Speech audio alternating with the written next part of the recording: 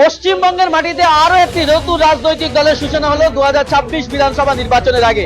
পীরজাদা সৈয়দ রুহুল আমিনের নেতৃত্বে নতুন পার্টি, আর যে পার্টির নাম হচ্ছে জাতীয় উন্নয়ন পার্টি। হ্যাঁ, অনেকেই গুলিয়ে ফেলবেন হুমায়ুন কবিরের পার্টির সঙ্গে, যে হুমায়ুন কবিরের পার্টির নাম হচ্ছে জনতা উন্নয়ন পার্টি, আর আজকে যে পার্টির উদ্বোধন হয়েছে সেই পার্টির নাম হচ্ছে জাতীয় উন্নয়ন পার্টি। সেই পার্টির নেতৃত্ব দিচ্ছেন, প্রেসিডেন্ট হচ্ছেন পীরজাদা সৈয়দ রুহুল আমিন। আজকে কলকাতা প্রেস ক্লাবে তার আনুষ্ঠানিক সূচনা হয়েছে।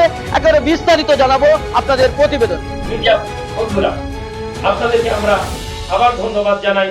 আমরা চেষ্টা করেছি একটি উদ্দেশ্যকে নিয়ে আপনাদের কাছে এসে পৌঁছানো।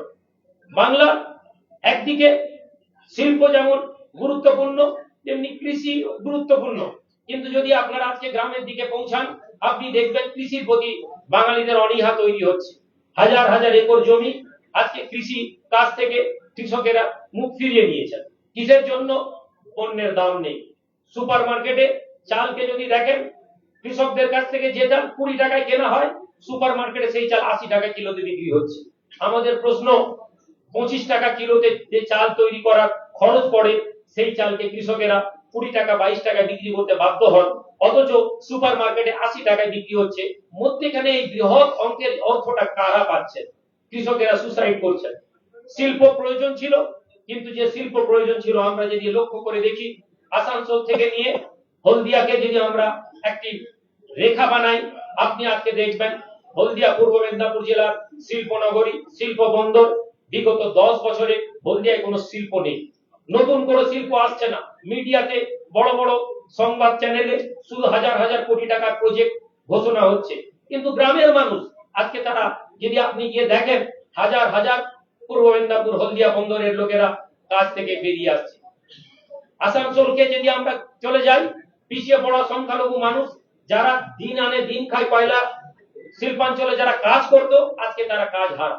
হাওড়া জেলায় যদি জুট শিল্পে আমরা গিয়ে দেখি, ফ্যাক্টরি গুলো বন্ধ হয়ে গেছে। এই কথাগুলো আমরা সবাই জানি, কিন্তু আপনাদেরকে এটা বুঝিয়ে দিই, সবাই আমরা বলছি, বড় বড় নেতা, বড় বড় নেতৃত্ব, এমনকি আমরা যদি সরকারকেও দেখি, তাদেরও বক্তব্যের মধ্যে কাগজে কলমে ইন্ডিয়াকে গ্রেট যেমন বানিয়ে দেওয়া হয়েছে, তেমনি বাংলাকেও সোনার বাংলা বানানো হয়েছে। কিন্তু প্রশ্ন, আমরা যারা মাটি থেকে এসেছি, আমরা তো দেখতে পাচ্ছি না। আমরা এই আওয়াজ সরকারের কাছে দীর্ঘদিন ধরে তুলে ধরেছি, কিন্তু কোথাও না কোথাও আমাদের মনে হয়েছে সরকার এটাই প্রয়োজন মনে করে, বা সরকারের নীতি এটাই, সরকারে থাকার জন্য যারা আওয়াজ তুলে তাদেরকে গদি দাও, যদি তারা গদিতে সন্তুষ্ট না হয় তাহলে তাদেরকে ভরে দাও। আপনারা, আশা করি আপনারা বুঝতে পারছেন ভরে দেওয়ার অর্থ আমি কি বলতে চেয়েছি। আমি আপনাদের কাছে আমার বক্তব্য দীর্ঘায়িত করব না, শুধু আপিল করব যে আজ যারা আপনাদের মাধ্যম থেকে বাংলার মানুষ আমাদেরকে দেখবেন, আপনারা আপনাদের সহযোগিতা, আপনাদের নৈতিক সাপোর্ট যদি আমাদেরকে দেন, একটা স্টেপ আমরা শুরু করেছি, যে কদম, যে পা বাংলাকে নতুন করে আশা দেখাবে। কিন্তু আমরা এখানে বৃহত্তর কোনো আপনাদেরকে স্বপ্ন দেখিয়ে আমরা ভোট আপিল করতে আসিনি। আমরা এসেছি বাংলার মানুষের সচেতনতা বৃদ্ধি করার জন্য। আমাদের বিশ্বাস, এই সচেতনতা আগামীকে বাংলার একটা সকাল দেখাবে, যেটাকে আমরা প্রভার ডাক নাম দিয়েছি। এই প্রভার ডাক আমরা 2023 থেকে প্রত্যন্ত গ্রাম অঞ্চলে কাজ শুরু করেছি। আমরা চাই এই প্রভার ডাকের আওয়াজ আগামী ইলেকশনে বাংলার মানুষের কাছে নতুন করে পৌঁছে যাক, এবং বাংলায় আমরা যেটুকুন জায়গায় আমরা আমাদের মতন করে মানুষের কাছে পৌঁছাবো, মানুষের সহযোগিতা এবং সমর্থন পাওয়া যায়। ধন্যবাদ, ভালো থাকবেন।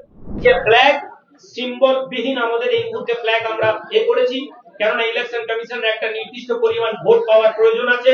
ওই ভোটে পাওয়ার পরে আমরা নিজস্ব সিম্বল পাবো।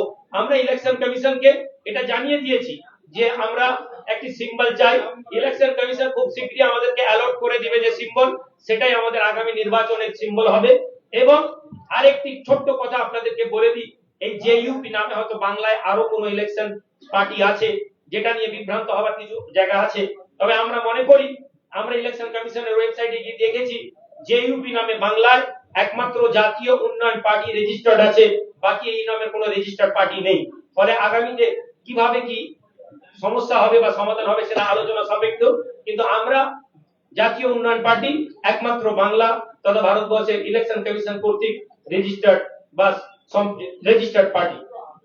সরকারি হস্তক্ষেপে আমাদের ফেসবুক পেজটি বন্ধ করে দেওয়া হয়েছে। আমাদের সমস্ত খবরাখবর ইউটিউব চ্যানেলে প্রকাশিত হচ্ছে, তাই আপনাদের সকলের কাছে অনুরোধ আমাদের জিআই এর ইউটিউব চ্যানেল আপনারা সাবস্ক্রাইব করুন এবং আপনাদের আত্মীয় স্বজন বন্ধু বান্ধব সকলকে বলুন আমাদের ইউটিউব চ্যানেলটি সাবস্ক্রাইব করতে। এবং পাশাপাশি বলবো যারা আমাদেরকে ভালোবাসেন আমাদের খবরগুলো আরো বেশি মানুষের কাছে পৌঁছে দেওয়ার জন্য আমাদেরকে আর্থিকভাবে আপনারা সহযোগিতা করুন। স্ক্রিনে যে কিউআর কোড দেওয়া আছে সেখানে স্ক্যান করে আপনারা আপনাদের যতটুকু সাধ্য যে যা পারবেন আর্থিকভাবে সহযোগিতা করে আমাদের পাশে দাঁড়ান।